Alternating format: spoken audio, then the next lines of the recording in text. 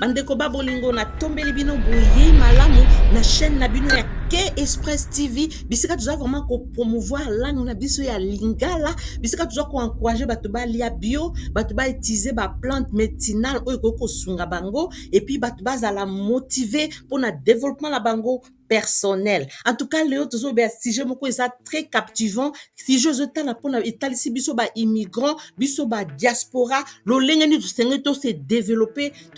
ba état d'esprit moko ezali positif na ba mboka oyo yambi bito to ba ko s'adapter na ba culture autokuti na ba mboka oyo yambi biso ba pays d'accueil parce tozali parce mon amtaka ko se retrouver vraiment to le sujet na ko sala biso malamu bolandanga du début à la fin pour commencer comme d'habitude tozolo ba été en tout cas bisika bozali na lobi na bino salut bonjour la famille, j'espère que vous allez bien. En tout cas lo sako bande kwa bangala bisika bozo se retrouver à bari rafiki na bande konyoso ba swahili ki amboteze nos azingi na ba kongo nyonso. En tout cas malukai muji kuswa biabuni na baluba bande kona biso vraiment na lobi shalom shalom kimia nzambe e régner na ba activité na ba famille bisika bozo se retrouver en tout cas bon mais ma kimia pour vivre na bino za la vie moko ya malamu ya esengo vraiment nzamba pambola bino. Je suis votre présentatrice Blanche Kibundi Kazola. En tout cas naza présentatrice ya émission Oyo, naza créatrice ya ba contenu et puis nazali auteur ya plusieurs livres électroniques bisika naza ko encourager ba maman pour ba s'épanouir et puis naza détentrice ya une licence ya management. Vraiment naza wana pona ko soutenir communauté congolaise na lingi batu ba kende liboso batu baza na espoir quel que soit ba âge comme avancé netinga mon naza déjà na ba cinquantaine naza pour encourager bato ba désespérer ou la génération nanga vraiment beau désespérer tant que todo vivre il y a encore de l'espoir. Léo toujours le banatina na biso ba immigrant. En tout cas, tant que ba immigrant, en tout cas, tous à la très positif. Tout développer mindset moro ya positif, tout changer vraiment état d'esprit na biso. Na mona ka bandeko mingi, na sola na bandeko mingi, bazara toujours na ba plainte na monongo na bango, na tina na bamboka oye yambi biso. C'est vrai. Biso to bima na mboka, tous na biso préparé. En tout cas, sur ozaki préparé te, oza obligé on dit ma condition oyo kuti nango na poto todoye na mboka mindele toyeba ki bien dorénavant de tolongwa e Congo toye na bamboko toyebi keza mboka bapaya baza ba mindele balinga vraiment ba noir te eza kuna ba mindele musu ba mesa kuna ba noir te ba kima même ba noir na nzela po ba mona raz noir synonyme ya violence synonyme ya kimoyibi ya ba makamyo sa mabe ndenge ba lakisa bango peut-être na ba famille na bango ko ba koto pe ba noir te ba noir no so ba ndenge moko te et puis mindele no so pe ba ndenge mote ba noir ya mabe bazali ya malamu pe bazali yango na siko biso attend que ba immigrant yo ko vivre la bamboka la bango to lingana ko accepter pays d'accueil to pambola ka pays d'accueil même na ba prière na biso po soki o pamboli mboka oyo fandi oko croître pe malamu mais so ozo linga mboko ozo fanda te eza passe eza lokwa mikangeli pe mapambolo mikangeli ba porte toza obligé po bango ba forcer biso to ya te eza na batumi bango ba luka nzela poto pe oye na poto tant que komi na poto ndeko na ngai to linga te to s'adapter. Racisme ezali mais biso to senge to s'adapter. Kokuta racisme na mboka oyo eza synonyme te ko changer ba comportement surtout comme ba méchant to comme ba ko gangela mindela ngo peso asali ki racisme te to adopter ka comportement moko ezali positif oyo ko aider bango pe ba changer mentalité na bango ya ki racisme so biso toujours se comporter bien toujours répondre bango pe bien toujours répondre bango tant ba sa ki racisme pour sunga bango mais to répondre bango d'une manière réfléchie pour sunga bango pe ba réfléchir so tu appliquer toujours violence méchanceté et que ça bango te baro confirmer vraiment que oui tozaka ba violent ngai na ibi na façon na adopta pour na ko réagir na muto asalenga ki racisme vraiment na zaka dur na ba raciste so na comprendre que muta raciste en tout cas ngape na otiko facilité na otali sa oke te biso to na valeur na miso nzambe toza égal yo za na droit ko minimiser ngate po existence na na sena moi o eza yo te muto linga na exister za nzambo apesi nga souffre de vie ayabi ke na za na valeur yo pe faut valoriser nga tant que humain so ko manquer nga respect o valoriser nga te na ko zong so na place na yo na ko manquer o respecter mais na ko loba makas o ko zong so pe o réfléchir que oui, Nabimi Zoba n'a rien à manquer noir au respect. vraiment tosala ngo na ndenga bien mpona kokorge bango bamona ke toa bato mabe te mais toza bato toyebi valeur na biso mpe toza komipesa valeur okoki kosatika te moto asakana na yo vraiment ezala vraiment likambo moko oyo kosunga biso toyeba ndeni ya koréagir po etia biso mpe à l'aise tomesana kovivre na bacondition wana mais biso totala kaka avantage na biso point nini ya liboso tokodéveloppe na sujet oyo mpo na ngai namonaki tondima nanu kwati toaccepte nanu changement na ndenge toye na bamboka oyo ya mindele esprit na biso ekoma ouvert tofungwama na esprit tondima changement ya culture oyo tokuti te voi toyaka vraiment so totali bien culture na biso na ya mindele eza opposé ekokana ata na eloko moko te tondima changement na toadopte makambo ezali ya bien tokuti me ya mabe tobwaka exemple nde bango baselebraka ba halloween fete ya bademo ya bandoki ngai nayebisaka bana na ndako bayebi direke biso toselebraka halloween te period epuis bayebisaka baninga na bango bayebi ke bana na ngai baselebraka halloween te baza bachrétien culture na bango mpe ezopermettre bango te baselebre fete wana ya halloween tolongolaka ya mabe togarde ya malamu tozala mpe na soni te ya kolobela culture na biso eloko oyo elingi na oyo elingi te mpo muna motu fo azala indépendant muna motu fo azala authentique agarde baculture ne agarde balimite na ye vraiment tosala effort changement ya culture echange biso comportement te mais eyede biso toyeba ndeni tokokosala nde tozokutana obstacle na bamboka oyo na bapréjugé racial nde tozokuta ngo na bamboka oyo esunga biso toyebala kodéveloppe mindset moko ya bien oyo ekoki kosunga biso mpe tocroître na milieu ya bapaya tozala curieux ya kozwa makambo malamu ya kosala makambo malamu oyo ekoki kopesa biso nzela ya kozwa ya kosepanouir eno kokanga oyo ezali ya mabe tokomisa yango ya biso torejete culture na biso wana eza malamu te toyoka soni te ya koloba ke toya baafricain toyoka soni te ya kolata lokola baafricain toyoka soni te ya koloba balangue na biso tolobaka na voi ya se otango tolobaka makasi bayebi ke ya baafricain bagangaka mingi kotoya nde tokosala effort tochange mwa mte toloba na mwa voi ya se mpona kotia bato mpe ya l'aise mpo atango bayebi langue no tozoganga makasi okoindispose bato loba na voi ya se zala na kimia na yo salela batradition na yo baculture na yo comme d'habitude nde tosalaka soki olata maputa na yo olata maputa na yo ozala à l'aise koyoka yango soni te eza culture na yo po bango mpe baza na culture na bango échanger biso te toboya ya biso to embrasser ya bango te toyebala kokombine ya bango ya malamu tozwi ya mabe tobwaki vraiment eza très important propre culture na biso moko ezali très important tolakisa yango mpe na bana ntango tokuti bamélange ya baidentité na baculture ezalaka la situation moko ezalaka vraiment pasi mpo na bato mosusu bayeba kosala différence ya ngai mo mpe fo na garde ya baninga na mpe na garde ya malamu na bwaka ya mabe bato mibaya na baboko aembrase nyonso ya mindele ne ya mabe ne ya malamu alingi kutokoloba ta monoko ya mboka susu te alingi mpe kolia su biloko ya mboka te azokasa nde tiako mundele bandeko bamindele ntango bamona biso na batizide ya bongo baseka biso makasi vraiment tosala eloko wana te ndeko na nga lia biloko nio ya bakongole lia pondu na yo lia fumbwa na yo zala à l'aise ya koloba monoko na yo zala fier zala authentique ekosala yo malamu ezala sujet tokoma kokritike même culture na yo moko ekosopa yo bakoseka yo kosalaka eloko wana te nde oso osala yango ekosalisa yo ata mokie te ata mpona bana na yo bakoyeba identité na yo place outi te ekosalisa yo malamu te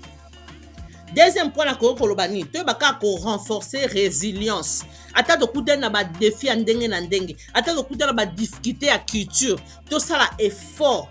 na kati ya badifficulté wana toyeba koluka tio ya épanouissement toyeba koluka nini tokokosala baformation nini tokoki kolanda mpo esunga biso toyekola bamakambo mboka oyo mile nini tokoki kokende kote mo ata baracisme ezali me eza na bato mosusu mpe baacceptaka biso so amoni ke oyo azomona aza na ye na éducation abi aza motu malamu akoaccepte yo ntango bato baaccepte yo bato ya race mosusu yo soki osala effort oyekola mpe makambo na bango ya malamu otunaka baquestion otunaka otoka baide mpe mpa na bango oyo ekosunga yo mpo s'adapter s'intégrer na milieu oyo ozali mingi tokomaka mal à l'aise okomi na milieu bamindele bayambi yo te okangami kala bandeko na bakongolais eza malamu mais zala na bakongolais zala mpe na bapaya mpo aparti ya bapaya eza mboka na bango okoyekola na nzela na bango so ozokima bango complètement ekozala pasi ezala mwende likambo ozoyeba ta moke te eza na bato mi baume na bapoto mais bayebi ata culture ya mboka bafandi te wana nde eza malamu te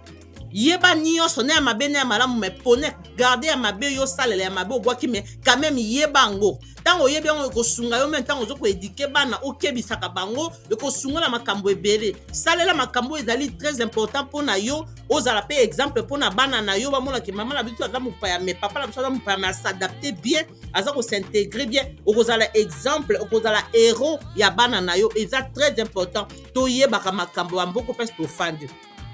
barrière linguistique ezala obstacle te surtout biso bato na bapays anglophone bandeko eza likambo te mosu mpo ozoloba boye baoyoko te mpona accent na yo wana baoyoko te motu mosu amesa na ye na banoir te ntango yo ozoloba azoyokoa te eloko te na po wana soki ekomaka ke oza oblige osala effort oloba lokola bango ata koloba 100% lokola bango na accent na bango te sala effort oaccentue moke lokola bango mpo bayoka yo so ozosala baeffort ya koloba lokola bango omona babanda oyoka yo mais soki ozoloba anglais na oka lokola ozoba lingala ekoma omwa mpasi na babindele mosusu mpo bayoka yo oyo bamesana banoa bayoka me misusu ekozala mpasi yango wana obstacle ezala obarrière te situation ya langue ezala barrière te yo siko par contre oyebi ke oyo eza monoko na nga te linga tous les jours oapprendre vocabulaire ya sika oapprendre baphrase ya sika ntango bato bazoloba ozokanga mpe baphrase mosusu ozogarde yango mpo yo mo mpo koma koemploye yango ntango ozosolola salaka vraiment effort je m'excuse de tous les jours oyebana koapprendre makambo ya sika langue ya sika baphrase ya sika ogardaka yango malembe eza mpena voyage moko ya molai ya vie mobimba mpo oza mopaya aza mopaya ayekolaka ti na ti ayekolaka ti à l'infini oza oblige ocontinue mpo eza vie na yo te eza mboka na yo te eza culture na yo te oza oblige oyekola vie mobimba azalaka na esprit moko ouvert ya kondima koyekola tous les jours epuis ya kondima bakorjo na baerreur korjaka mpe baerreur yango mpo osaméliorer dans le quotidien eza très important en tant que immigrant na bamboka oyo esenga na tozala vraiment na persévérance tozala na patience tozala na tolérance ekosala biso bien mpo esunga biso malembe tosintégraka tokoma mpe à l'aise na mpo na bango tokoma mpena à l'aise toaccepte nyonso tokuti vraiment na solala bandeko ebele ya bacongolais mpe ya bacongolaise nde baza kose plaindre mboko eza pasi bandeko na ngai biso nyonso toyebi bamboko eza pasi batravaillaka dur yango tomoni bamboka na bango eza très développé mais kose plaindre korale ekosunga biso te esenge na biso kaka tozala na patience tozala na kimia tozala na maîtrise tozala bato tokondima bacondition tokutani yango mais par contre toluka solution lolenge nini esenge na biso tosadapte mpo badifficulté tozokutana yango ekoma allégé eza possible bandeko change ka no mindset no change no esprit na yo mpe priaka bondelaka mpona situation yango nzambe ka nda koki kosunga yo olukaka bastratégie ndeni okoki kodéveloppe façon ozomona pasi ekomelo léger nga personnellement ata na bamisala nasalaka effort na adopte situation na adopte attitude moko ekosunga nga nazala à l'aise na mpo na nga ata nazala mosala mpasi me nayebi ndeni na koluka stratégie nasalela yango na ndenge ya bien surtout bato basala nini na baentrepôt kota mosusu kotombola babiloko luka oadopte attitude moko ya bien ozotombola yango biloko mpo omisala mpasi te lingaka biloko ezala na nzoto no pene ekangami na nzoto ntango ozotombola yango ozomema yango kuna mpo oyokisa mokongo mpasi te epuis ntango ozofukama mpo ozwa eloko ogumbama mpenza nyonso tout droit mpo ozwa biloko no bien mpo oyoka baarticulation na yo mpasi te nzoto na yo mpasi te sala mosala mais sala yango avec sagesse obatela mpe nzoto na yo kodéborde te kosala mpe bavitesse exagéré te sala na yo kaka normal mpo mpe nzoto na yo mpe eza très important mpo soki ozwi accident de travail mundele akokipe wana te akoremplace oyo na moto mosusu yango fo tosalaka ekenge nini nde bango babaka safety donc sécurité na yo ya nzoto eza nano number one eza priorité soki yo oza en bonne santé eza malamu mais soki yo obeli même mosala yango vide ekokota mpe vide yango bakoremplace yango na moto mosusu yango na esengeli toyeba ndeni ya kosala bamisala na baposition ya bien kobatela banzoto mpo tozwa baaccident de travail te tokonie kofonctionne malamu ntango ozokende ya mosala ndeko na ngai azala na attitude moko ya esengo sepeya na mosala ozosala mpo osala yango mpe bien ekoevite mpe baaccident ntango ozokende ya mosala ozobude ozobaye attitude moko ya négative yango moi tokutana mpe na basituation ya banégative ebele attitude na yo mpe ezojoue makasi ata mosala eza mpasi ndeni yo moko okoki koalege yango zala créative zala moto akosenka zala na attitude moko ya bien otya bato mpe à l'aise omona yo moko okoma à l'aise mpe malamu okolinga kaka mosala yango choix eza te bandeko na bamboka ofosala bafacture eza ebele ya kofuta soki okela battitude ya négative yo moto okosouffrir pendant un long moment mpo oyebi te combien de temps ozala yango na se na moyo ya kotravaille na bamisala wana soki attitude eza malamu te ekoderange ovi momba yo nde okosouffrir eza malamu te.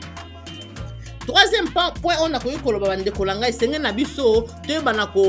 développer confiance en soi. Tozala na confiance na biso moko. Vraiment tozala bato attitude na biso vraiment ezala tozala na image moko ya positive mpo na biso moko tolobaka makambo positive mpo na biso moko mpo na bamboko touti epuis na bamboko eyambi biso quelque soit okutani na basituation bato barejete yo mais yo moko mimonaka ke te ata bao barejete nga nzambe akelaki nga arejete nga ata ayebi ke naza na valeur na miso na ye mipesa valeur mitia à l'aise bato ya mo balobi no likambo otali bango ka oseki na yo oza na obligé kaka te orépondre bongo la sere yo nde oyebi koloba te mo mpo garder silence ntango ozogarder silence na baracisme na bacomportement mosusu ekosunga bango mpe bakobanga yo ofixe motu na miso ofixe mpena na regard mais olobi eloko to otali eka na miso moko ya sévère ogarder silence bandeko so osali motu bongo aobango makasi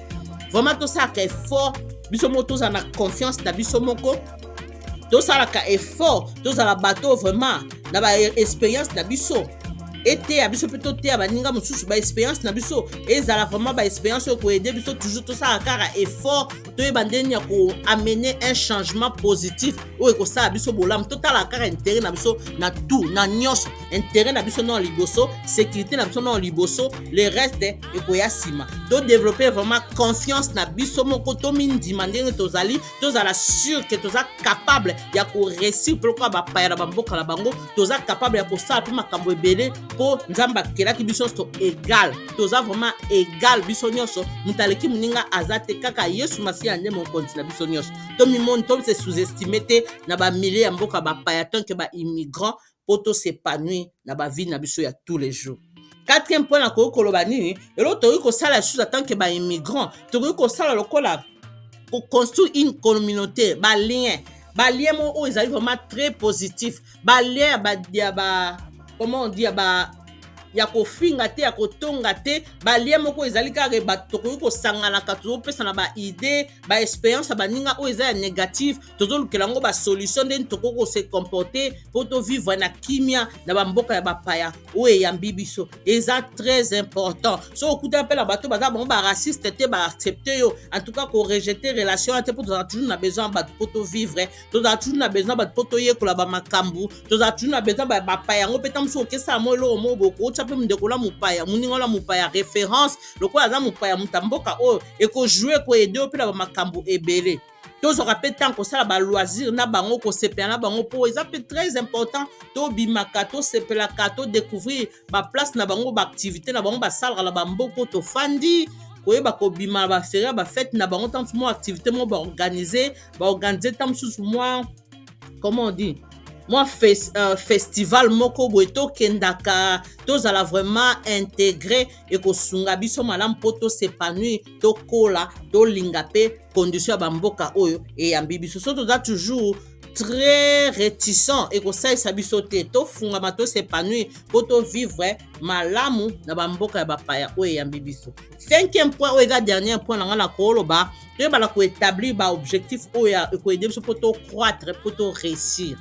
en tant que baimmigrant nga kuna lobaka toza na grâce toza kaka na bamboka ya biso te me toza mpe na bamboka na biso mpesi touti soki omoni ke awa yen ça ne va pas pome eza te ndima mboka opambola mboka oyo mais travailler en fonction ke un jour okende sorte koépargne comment on dit oke koinvestir na mboka na biso eza toujours possible okokangisa mbongo awa osali baeffort oépargne okangisi okoorganize finance na yo malamu oétablir plan ya business no okesa ata na mboka so omoni ke ça ne va pas oke na yo na mboka oluki osala oyo nyonso okoki kosala mpo kaka osala ozala na baactivité ozala na mwa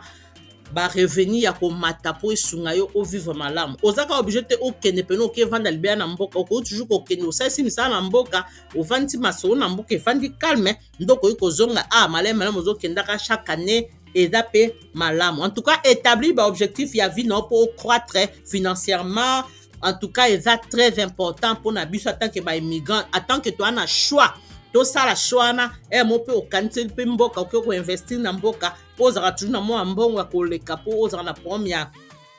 ya bakozanga ebele te badifficulté ebele te eza possible soki osorganize malamu okoki toujours kokende na mboka oinvestir eza vraiment très important. Mais tosala erreur te ya moninga na nga moko asali erreur moninga na nga Cameroun aumia na bamboka oyo abombi mbongo ebele pendant 17 ans adeside azonga na mboka na bango ke koinvestir na mboka na bango. Erreur asalaki balingi base développer na agriculture basombaki hectare ya monene ya pepe ba 37 hectares bango na susi na bango balingi utiliser 37 hectares wana nyonso mbala moko eloko basalaki bazwaki deya ndako na bango heureusement mais baengagaki gérant asunga bango mpona kolona babiloko bazali nango besoin kolona bazwaki deya bacommande ya bakemba bazwaki deya bacommande ke soki baloni yango bato bapreneur deya bazalaki mpe bazozela kaka ntango ya kocultive bakorécupere bakosomba. Mais malheureusement basalaki planning na bango malamu te plan de business ezalaki malamu te bazwaki mbongo nyonso batiaki na crédit carte na carte ya banque bapesaki gérant mbongo wana nyonso agérer yango ye moko asomba babiloko azali nango besoin acultive champ afuta batu epuis batiaki transport na disposition ya gérant mpo ase déplasaka bango bazalaki kaka koya bazwaki kotala. Mais malheureusement gérant nakimi bango na mbongo nyonso na voiture na carte ya banque bapesaki ye nyonso akimi na ye donc ezalaki bango expérience moko ya mabe yango na ntango olingi kosala baactivité na bamboka tozala na esprit ya komikitisa okei ndeko na nga ndenge azali deya na véhicule azalaki na mbongo mpo na nini yo moko te ogere nanu pour un premier temps banda kosala misala na osomba baekipema okozwaka bato bakoede yo oza sur place oengage bato omikitisa tanke yo moko ozosala na milieu ya champ wana ozotravaille na bato na yo ozosala bamisala na yo soki asalaki yango bongo ningaki koede me bango bakendaki kosalaki patron yango na moni ezalaki mpasi nazopesa bino kaka témoignage oyo mpo boyeba ndeni tokengeli kosala atanke baimmigrant soki olingi koinvestir na mboka en tout cas oza oblige omikitisa yo moko mpe otravaille na bato sur place mpo esunga ntango otie confiance na moto alibanda ayebi yo te yango moni baconséquence bakimi bango na mbongo na véhicule marmier ozwa moto wana wapi donc eza vraiment mpasi tosalaka effort biso baimmigrant tokonia koyela basérie ya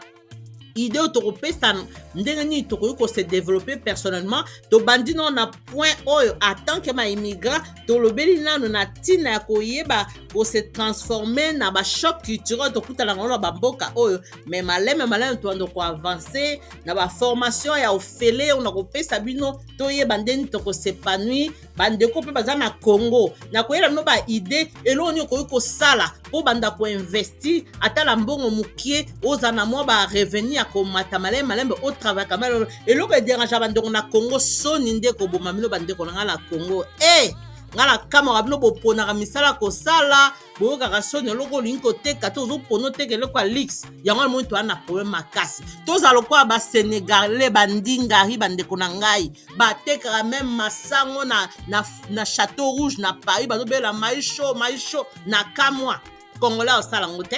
mais moninga na azoteka maïs na château rouge ezomemele bambongo donc azozonga na mboka na bango aza koconstruire na mboka vraiment tolongola kaka soni soki tokolongola soni ndeko nanga ngai na yo tokokoma baentrepreneur ya minene tokoinvestir tokosala makambo ebele vraiment mpona lelo nasepeli kosola na ntina baimmigrant biso bandeko tobimi na kocontinue na basérie ya développement personnel en tout cas bisika bozali na lobi na bino que Dieu vous bénisse que Dieu bénisse que Express TV on se revoit prochainement merci bye